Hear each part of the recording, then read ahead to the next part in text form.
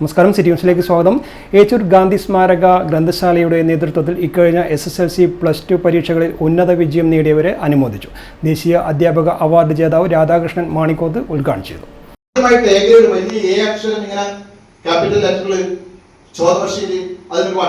Very good നോക്കിയിട്ട് teacher കൊടുത്തപ്പോൾ കിട്ടിയ സന്തോഷത്തിന്റെ ആധിക്യത്തിൽ കുട്ടി ഇത് അമ്മയെ കാണിക്കാൻ വേണ്ടി ഓടി വരികയാണ്.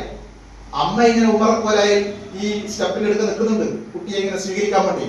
പക്ഷേ ഓടി വന്ന് സ്റ്റെപ്പിലേക്ക് കയറുന്ന കുട്ടിയെ നോക്കിയിട്ട് ഉടനെ അമ്മ ചോദിക്കുന്ന ചോദ്യം, കണ്ണിനെത്രയാ മാർക്കുന്നു? കണ്ണിനെത്രയാണ് മാർക്കുന്നു? കണ്ണെന്ന് പറഞ്ഞാലോ തൊട്ടപ്പുറത്തെ വീട്ടിലെ മറ്റൊരുത്തിന്റെ അധ്യക്ഷന്മാർ ഒന്നിച്ച് പഠിക്കുന്ന ഒരേ ക്ലാസ്സിൽ പഠിക്കുന്നവരാണ്.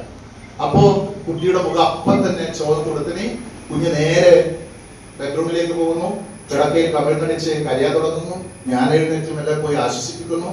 എന്റെ മോള് പഠിക്കുകയല്ലേ, എന്റെ മോളാണെന്നൊക്കെ പറഞ്ഞാലും പൂർവാന്തരീക്ഷത്തിലേക്ക് ആ സന്തോഷത്തിന്റെ നിമിഷങ്ങളിലേക്ക് കൊണ്ടുവരാൻ വേണ്ടി ഞാൻ ശ്രമിക്കുകയായിരുന്നു. യഥാർത്ഥത്തിൽ കണ്ണന് എത്രയാ മാർക്ക് എന്ന് ചോദിക്കുമ്പോൾ കണ്ണന് A ഗ്രേഡ് അല്ല A+ കിട്ടിയിട്ടുണ്ട്. ഇത് പറയാൻ കുട്ടികൾക്ക് സ്വാഭാവികമായി ഇത് A+ ആണ് എന്ന് പറയപ്പോ ഈ അമ്മയുടെ വായിൽ മറ്റു വർത്താനം, നിന്നിൽ എന്തിനാണ് കൊള്ളുക? ഇന്നിൽ എന്തിനാണ് കൊള്ളുക? കണ്ണനെ കണ്ടു പഠിക്കുന്നു. യഥാർത്ഥം നമ്മളിങ്ങനെ താരതമ്യം ചെയ്തിട്ടാണ് പലപ്പോഴും കുട്ടികളെ വളർത്തും. നമ്മുടെ ലക്ഷ്യം എന്ന് പറയുന്നത് മറ്റൊന്നാണ്. നല്ല ഉയർന്ന മാർക്ക് എന്ന് പറഞ്ഞാൽ എല്ലാ വിഷയത്തിലും A+ നേടണം, എന്റെ മകൻ ഒന്നാവണം, മറ്റോടെ തോൽപ്പിക്കണം, ഓനെക്കാളും ഒരു മാർക്ക് അധികം വായിക്കണം.